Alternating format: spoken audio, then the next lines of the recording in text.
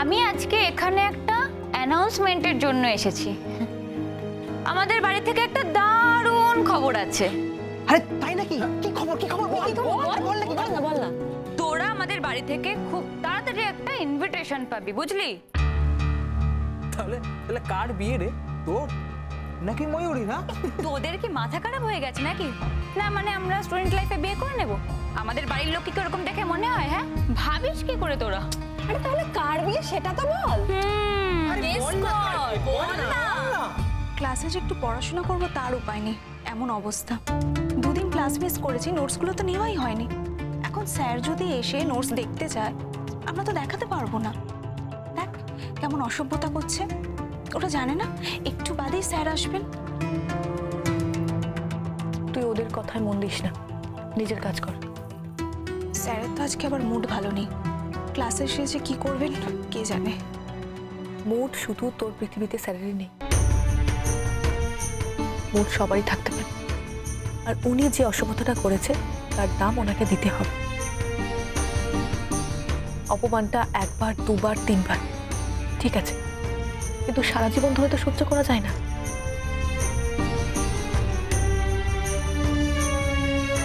দেখ মোহন, তুই কি এই কথাটা এখনো বুঝতে পারছিস না? স্যার তোর পাশে কাউকে সহ্য করতে পারেন না।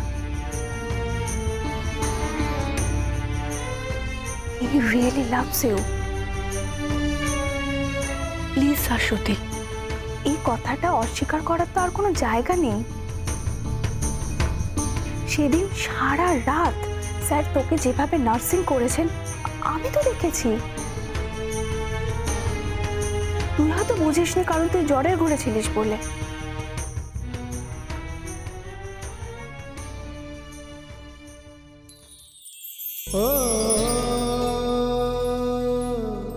কি হলো?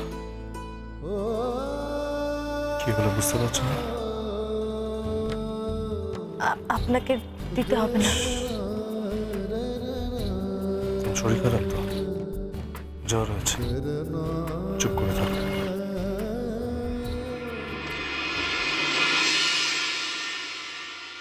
আমার মনে হয় তোমাদের আর এখানে থাকার প্রয়োজন নেই, তোমরা নিজের কাজে যাও। কেন প্রয়োজন নেই? কেন প্রয়োজন নেই? কেন আপনি নিজের কাজে ওদের ইউজ করেছেন, আর এখন আপনার প্রয়োজন শেষ, তাই আপনি ওদের চলে যেতে বলছেন। তার জন্য অন্য কাউকে অপমান করার অধিকার জন্মায় না শাশ্বতী। এটা অপমান নয়, এটা অধিকার বোধ। আর স্যার তোর ব্যাপারে মারাত্মক পজিটিভ। আর দেখ, এক একজন মানুষের ধরন তো এক এক রকম হয়, সেটা তো তোকে বুঝতে হবে। কিরে তোরা এখনো বুঝতে পারলি না? এই তোরা কি দিন দিন বোকা হয়ে যাচ্ছিস নাকি? Come on, guess man, guess কর, গেস। আরে গেস কর। এসআরের বিয়ে? ইয়েস, একদম। এই তো পেরেছে।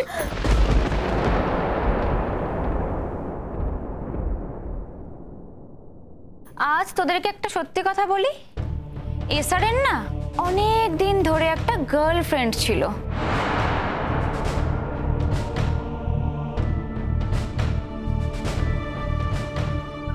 ওদের কথা তুই পাত্তা দিস না।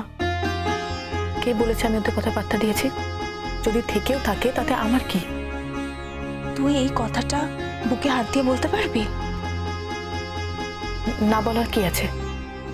দেখ মোর, অনেক কথা মুখে বলা সহজ,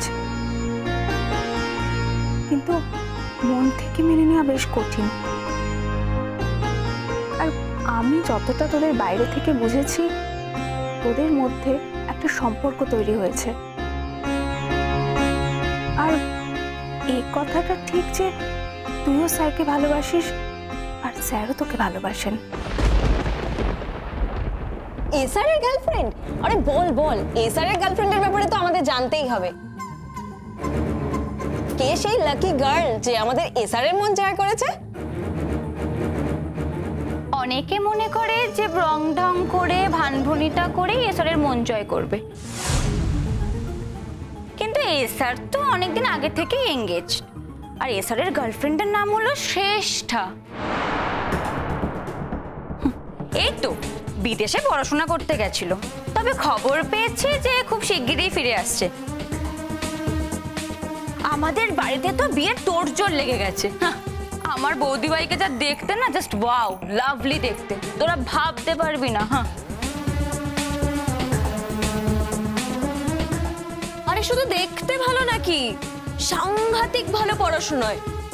এই স্যারের সঙ্গে তো এরকমই একটা ম্যাচ করে।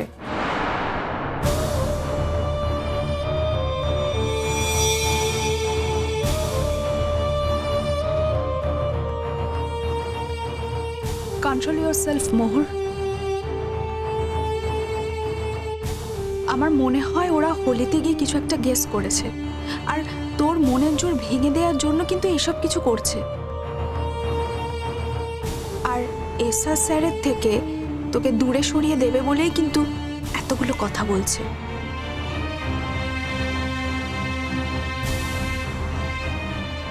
এই তোরা ছবি দেখবি? হ্যাঁ, দেখ না। দেখবো না মানে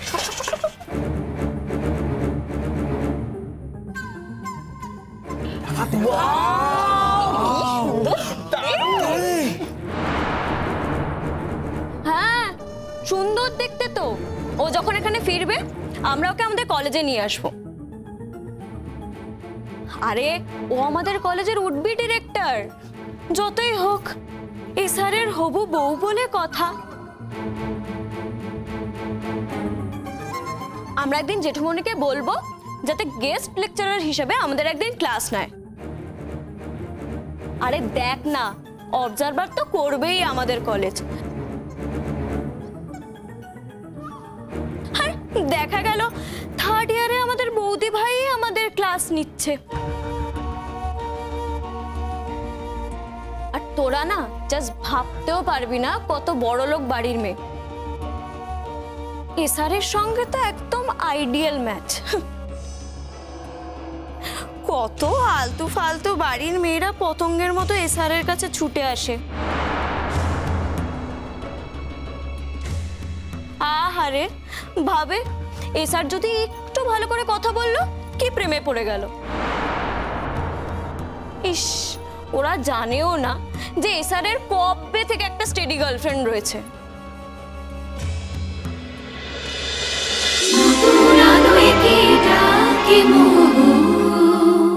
স্টার জলসার প্রিয় শো দেখার জন্য সাবস্ক্রাইব করুন আমাদের ইউটিউব চ্যানেলে এবং আপডেটেড থাকার জন্য প্রেস করুন বেল আইকন।